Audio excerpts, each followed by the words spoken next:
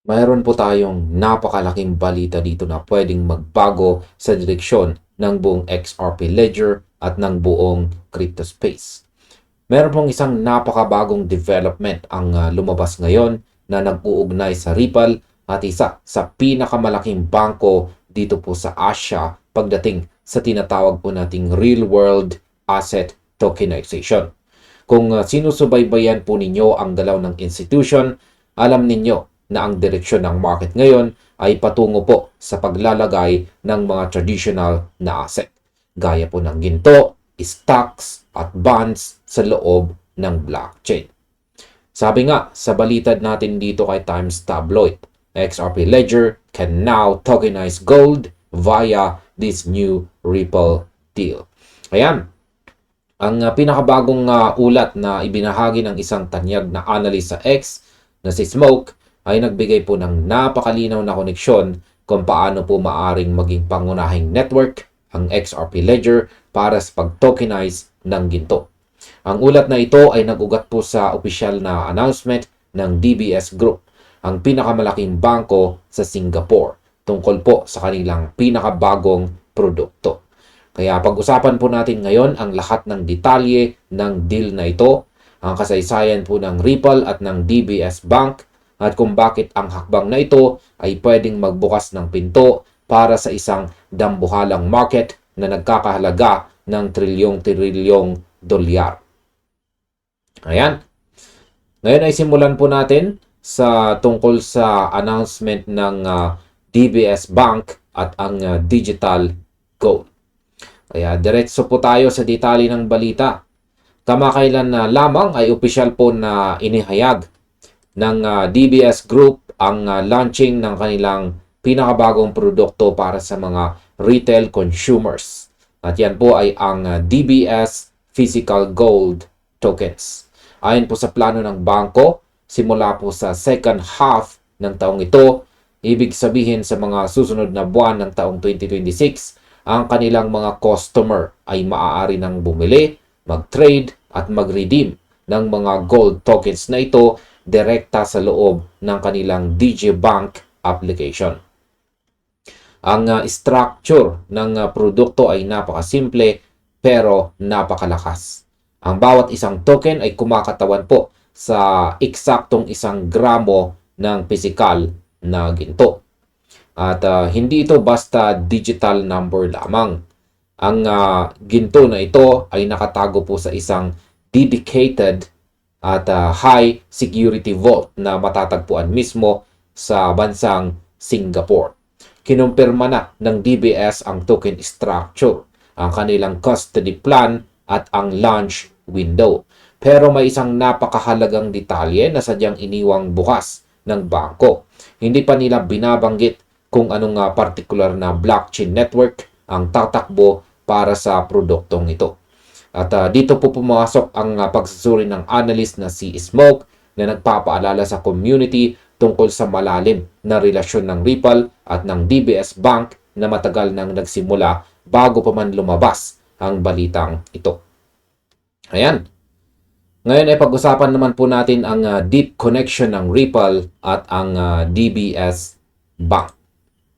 Dapat po nating maintindihan na ang DBS Bank ay hindi bago dito sa mundo ng tokenization. Sa katunayan, noong nakaraang taon, formal na isinama ng DBS sa kanilang listahan ang RLUSD. Yan, na stablecoin ng Ripple. Kasabay po ng SG Benji na isang tokenized, yan po, alongside SG Benji, the tokenized money market fund by Franklin Templeton. Ayan, isang tokenized money market fund po ito na binuo naman ng Franklin Templeton, ang SG Benji.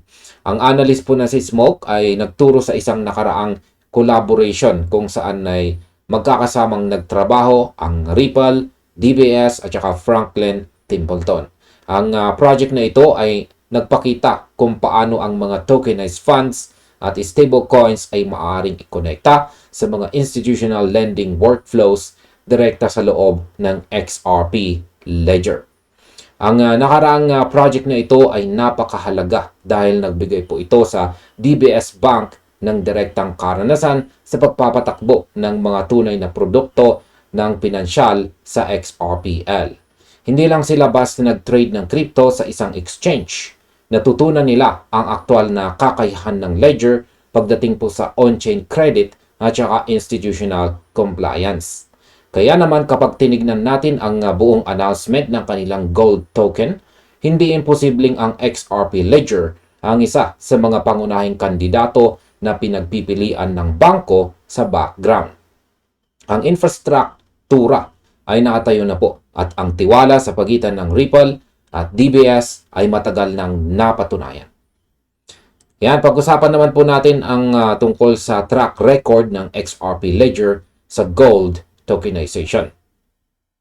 Para po sa mga hindi pa nakakalam, ang XRP Ledger ay mayroon ng matatag na kasaysayan pagdating sa paghawak ng ginto. Nitong taong 2024, yan, ang kumpanyang Meld Gold ay opisyal na nakipag-integrate sa XRP Ledger para mag-issue ng kanilang sariling tokenized gold at silver. Katulad ng konsepto ng DBS, ang bawat token ng Meld Gold ay back, yan, or may katumbas na 1 gramo ng pisikal na ginto na hawak ng mga sertipikadong vault providers. Dahil ang XRPL ay mayroong built-in na decentralized exchange or DEX, ang mga gold tokens na ito ay mabilis at direktang na i-trade laban kay XRP o sa iba pang digital assets na nasa loob po ng network. Bukod dito, ang ledger ay kayang mag-settle ng mga transaction sa loob lamang ng ilang segundo at sa napakamurang halaga. Ngayon ay ano ang ibig sabihin nito para sa mga malalaking bangko tulad ng DBS? Ang XRPL ay mayroong mga built-in na compliance tools gaya ng kakayahang mag-freeze ng assets kung kinakailangan o humingi ng karagdagang authorization mula sa mga regulators. Ito ang eksaktong mga katangian na hinahanap ng mga traditional na institution para sa kanilang mga regulated products. Idagdag mo pa ang mga bagong features ngayon ng XRPL gaya ng mga federated sidechains at ang EVM sidechain na nagpapahintulot sa mga issuers na maabot ang community ng Ethereum at ng iba pang mga networks. Ngayon, dito naman po tayo sa opinion ng analyst kung gaano kabalik-balik ang opportunity na ito. Ayan, kung titignan natin ang datos na ibinahagi po ng analyst ay mayroon pong isang chart dito na nagpapakita sa kabuuang sukat ng market na pwedeng pasukin ng XRP Ledger.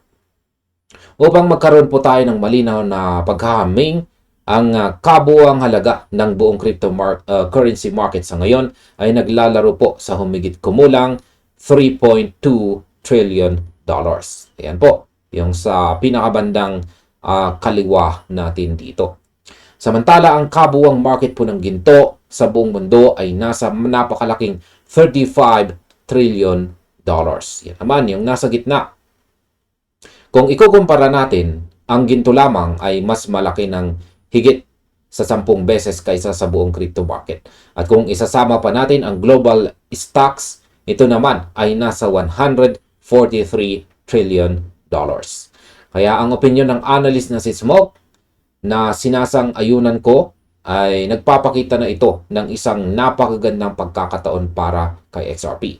Sa loob ng mahabang panahon, ang tingin ng marami kay XRP ay isa lamang tool para sa cross-border payments ng mga bangko. Pero ngayon pong taong 2026, nakikita natin ang pagbabago ng salaysay o narrative. Ang XRP Ledger ay unti-unti nang kinikilala bilang isang seryosong platform para sa tokenization ng real-world assets. Isipin po ninyo kung kahit isang maliit na porsyento lamang ng $35 trillion na pool ng ginto ang pumasok at magsettle sa loob ng XRPL. Ang pangangailangan kay XRP para sa network fees, liquidity at transaction ay tataas po ng husto. Ang ginto ay kilala bilang isang safe haven asset Ibig sabihin, ito ang tinatakbuhan ng mga tao kapag may krisis sa ekonomiya o kapag mataas po ang inflation. Pero ang problema sa pisikal na ginto ay mahirap po itong dalhin, mahirap itong i-divide sa maliliit na bahagi at magastos ang pagtatago nito sa mga vault. Sa pamamagitan po ng tokenization, ang mga problemang ito ay tuluyang nawawala. Ang isang ordinaryong tao ay maari ng magmay-ari ng kahit na fraction o maliit na bahagi lamang ng 1 gramo ng ginto gamit ang kanilang mobile phone. Kung ang XRP Ledger ang magiging riles ng ganitong uri ng teknolohiya para sa isang dambuhalang bangko tulad ng DBS, ito po ay magiging isang napakalaking validation sa technical na kakayahan ng network ng Ripple. Para itong isang malaking tulay na nagkukonekta sa dalawang magkaibang mundo. Sa isang dulo, meron kang traditional na financial system na hawak ang bilyong-bilyong pondo ng mga matatandang investors na gustong-gusto ang ginto. Sa kabilang dulo naman, mayroon kang ultra-fast at low-cost blockchain network na XRP. Sa oras na magsalubong ang dalawang mundong ito, ang liquidity na dadaloy sa network ay magiging walang kapantay. Ito ang dahilan kung bakit ang pakikipagtulungan ng DBS at Ripple sa mga nakaraang stablecoins at money market funds ay hindi dapat baliwalain. Ito ay ang pagbuo ng pundasyon bago ang tuluyang paglipat ng mga malalaking asset. Ayan. Pag-usapan naman po natin kung ano ang mga susunod na hakbang na dapat po nating bantayan. Ayan, sa pagpapatuloy po ng ulat, ang susunod na malaking abangan ay ang opisyal na pahayag ng DBS Bank. Sa sandaling ilabas na nila ang mga technical na detalye ng kanilang produkto sa second half ng taong ito, 2026. Tandaan natin na malinaw po ang pahayag ng bangko. Bukod sa pagbili, paghawak at pag-trade ng ginto sa loob ng 24 oras o buong magdamag, ang mga customer ay magkakaroon din ng karapatan na i-redeem ang kanilang mga tokens para sa aktual at pisikal na ginto. Ibig sabihin, may totoong proseso ng pag-audit at pagpapadala ng asset na magaganap po sa background. Dahil ang DBS ay may napakalalim na ugnayan sa Ripple at ang XRP naman ay may subok na track record, particular na sa gold tokenization sa pamamagitan ng Mel Gold. Ang XRP Ledger ay lumilitaw po na isa sa mga pinaka-logical at pinaka-practical na opsyon para sa bangko. Ang analyst po na si Smoke ay naniniwala na sa sandaling ibahagi ng DBS ang kabuuang technical infrastructure ng kanilang tokenization initiative, ang position po ng XRPL ay mas lalong magiging prominente sa mata ng mga institutional na investors. At ayan, sa kabuuan, ang balitang ito ay isa pong paalala na ang tunay na halaga ng isang blockchain ay sinusukat sa kung gaano karaming totoong problema sa mundo ang kaya po nitong solusyonan. Ang desisyon ng DBS Group na pasukin po ang physical gold tokens ay patunay na ang tokenization ay hindi na lang isang teorya o eksperimento. Ito ay nagiging bahagi na ng pang-araw-araw na sistema ng mga major banks. Habang hinihintay po natin ang formal na pagpili ng blockchain partner ng DBS, ang mga nakaraang data at collaboration ay malinaw na nagtuturo sa direksyon ng Ripple. Ang XRP Ledger ay handa na sa usapin ng bilis, mababang bayarin at higit po sa lahat ang mga kinakailangang regulatory compliance tools na hindi po madaling mahanap sa ibang decentralized networks. Kaya manatiling mapagmatsyag sa mga susunod na announcement ngayong second half ng taon. Ang pagpasok po sa $35 trillion gold market ay isang napakalaking hakbang at kung ang XRPL ang mapipili, ito ay magiging isang napakalaking kasaysayan para sa buong community.